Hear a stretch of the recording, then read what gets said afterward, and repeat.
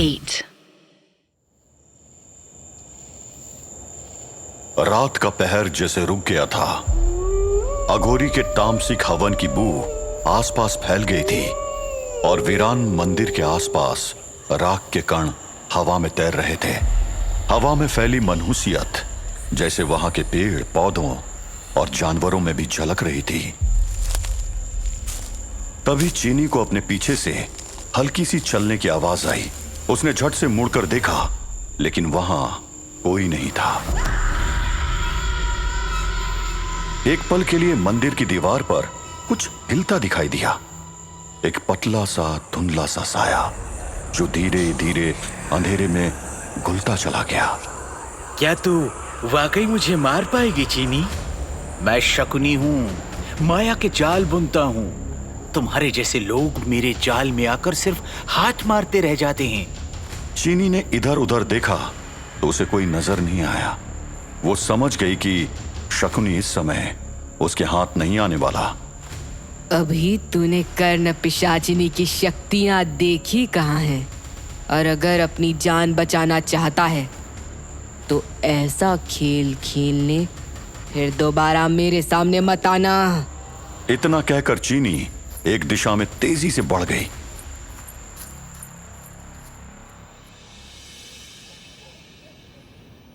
Doctor और तानी नए ठिकाने की तलाश के बारे में सोच रहे थे, लेकिन हर जगह जो उन्होंने सोची उन्हें खतरे से भरी नजर आई। कहीं भी उन्हें अपने लिए सुरक्षा का एहसास नहीं हो रहा था। देखो तान्नी, हम चाहे कहीं भी जाएं, लेकिन वो लोग हमें ढूंढ निकालेंगे। हमारी पुरानी जगह को इतनी आसानी से छोड़ना अब मुझे सही फैसला नहीं लगता।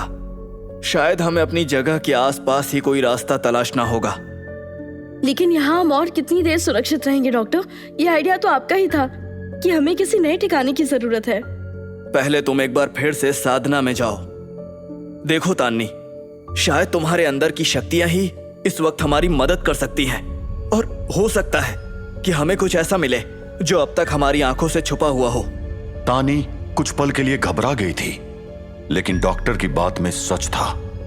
बीती कुछ साधनाओं के बाद उसे कोई न कोई अप्रत्याशित शक्ति मिल रही थी। उसने अपने अंदर की शक्तियों को एक बार फिर जागृत करने का फैसला किया। तानी ने अपनी आंखें बंद की और साधना की स्थिति में जाने लगी।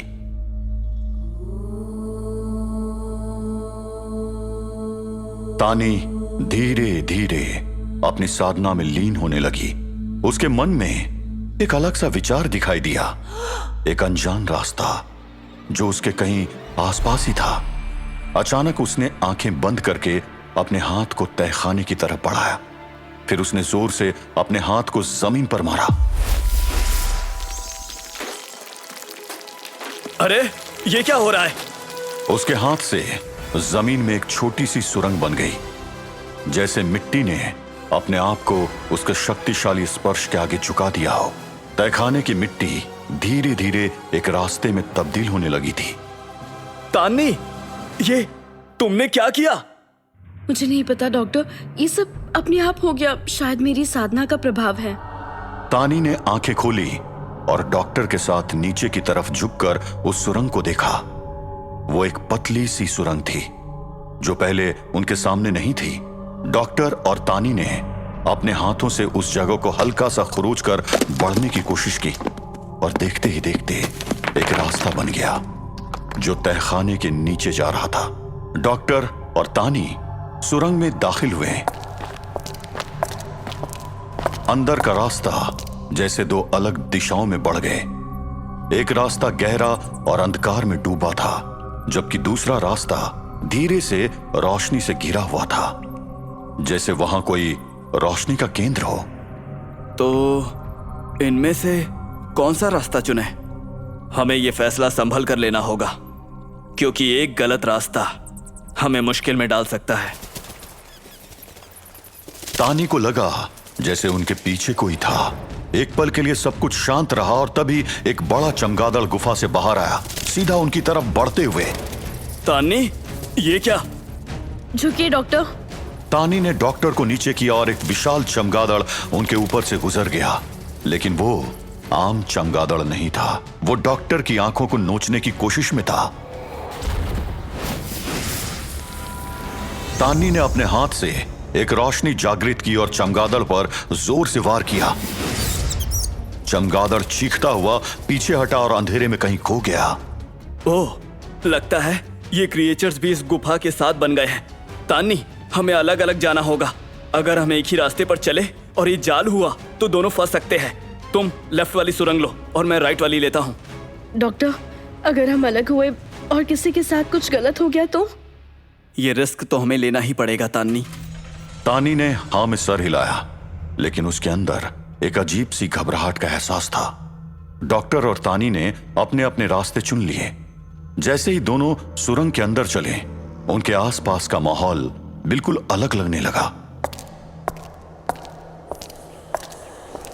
तानी के चुने रास्ते पर एक ठंडी हवा का झोंका चल रहा था, जैसे कोई उसके करीब से निकल गया हो। धीरे धीरे उसके आसपास की दीवारें हिलती दिखने लगी, जैसे कोई उन्हें अंदर से धकेल रहा हो। उसने दीवारों को हाथ लगाया और उसके हाथ कांप गए, जैसे उसने किसी इंसान को स्पर्श किया हो। ये हो क्या रहा है? ये क्या हो रहा है? ऐसा लग रहा है ये सुरंग कोई जीता जागता प्राणी हो। तभी एक लड़की का चेहरा उसके सामने उभरने लगा। उस चेहरे को देखते ही तानी का कलेजा धक से रह गया। ये वो लड़की थी जो बचपन में हमेशा उससे उखड़ी उखड़ी रहती थी। उसका नाम रिया था, जो उसे हमेशा डराती थी, उसका मजाक उड़ाती थी। और तानी ने उसे अपनी नजरों के सामने एक भयानक सड़क हादसे में मरते हुए देखा था। तानी ने अपनी पीठ पर कुछ हिलता हुआ महसूस किया। उसने अपनी गर्दन घुमाई तो एक बड़ी मकड़ी को अपने कंधे पर देखकर उसके चेहरे का रंग उड़ गया। मकड़ी के तेज दांत उसकी गर्दन के पास थे। ये क्या? मकड़ी को हिलता हुआ महसूस कर तानी ने जोर से अपनी पीठ पर हाथ मारा, लेकिन उसके हाथ कांप रहे थे। मकड़ी ने तेजी से अपना रास्ता बदला और रिया की तरफ बढ़ गई और उसके खुले मुंह में चली गई। तानी, तू अभी भी वैसी ही है जैसे बचपन में थी। हमेशा कमजोर, हमेशा डरपोक। तू मुझसे बच नहीं सकती थी तब, और अब तो बिल्कुल ही नहीं। ये तू यहाँ कैसे हो सकती है? तुम तो मर गई थी। रिया का चेहरा एक खौफनाक मुस्कान में बदल गया, जैसे उसका मरना उसके लिए एक मजाक हो। उसने अपने हाथ तानी की तरफ बढ़ाए, जैसे उसे अपनी पुरानी यादों में खींच लेना चाहती हो। याद है जब मैंने तुझे सबके सामने जोर से धक्का दिया था? तेरी रोती हुई शक्ल पर सब हंसते थे। क्या सोचा था कि सब कुछ भूल जाऊंगी? हाँ, कभी नहीं तानी। मैं हमेशा यहाँ थी, तेरे अंदर, तेरी हर वीकनेस में। तानी के कान में वो सारी पुरानी आवाजें गूंजने लगी। बचपन का दर्द, वो बेचारी तानी जो अपने डर के साथ जीती थी, सब कुछ उभरने लगा। उसने अपने हाथ अपने कान पर रख लिए, लेकिन रिया की आवाज और तेज होती गई, जैसे उसके जहन को अंदर से तोड़ रही हो। मैं हमेशा कहती थी ना, तू कभी कुछ नहीं कर पाएगी। और देख, अब तक वही है, कमजोर डरपोक तानी। नहीं, ये सच नहीं है। मैं वैसी नहीं हूँ। लेकिन जैसे जैसे रिया के कदम उसके करीब बढ़ते गए, तानी के अंदर का डर और गहरा होता गया। उसकी सांसें तेज हो गई। रिया का चेहरा वैसे ही शत विशत होने लगा जैसा उसके एक्सीडेंट के बाद हो गया था। ये सिर्फ मेरे मन का भ्रम है। ये सच नहीं हो सकता। रिया अब बिल्कुल उसके सामने थी। उसके गुस्से भरी आंखें तानी के अंदर तक देख रही थी। और अब क्या करोगी? फिर से भागोगी? फिर से सबके पीछे छुपोगी? देख तानी, मैं तुझे कभी नहीं छोड़ूंगी। तभी तानी को मन में एक नई आवाज का एहसास हुआ, एक सांस लेने जैसी हल्की सी फुसफुसाहट। तानी, डर मत, ये तेरा भय नहीं, बस एक परछाई है जो तुझे डरा रही है। वो तेरा दुश्मन नहीं, तुम्हारा एक क्वेश्चन है जिसका जवाब तुझे खुद को देना होगा। तानी थोड़ी चौंक गई। उसने इधर उधर देखा लेकिन कोई नजर नहीं आया। यह आवाज किसकी थी? क्या यह भी एक धोखा था या कोई असली मदद? कौन हो तुम? कहाँ हो तुम? क्या तुम भी एक इल्यूशन हो? भ्रम वो होता है जो मन को बंधन में डाले। तानी, मैं तुम्हें रास्ता दिखा रहा हूं। अपने अंदर की शक्ति पर भरोसा करो। डर को मारने का एक ही तरीका है, उसका सामना करना। तानी ने अपने अंदर एक अजीब सी शांति महसूस की। उसने अपनी आंखें बंद करके दोबारा फोकस किया।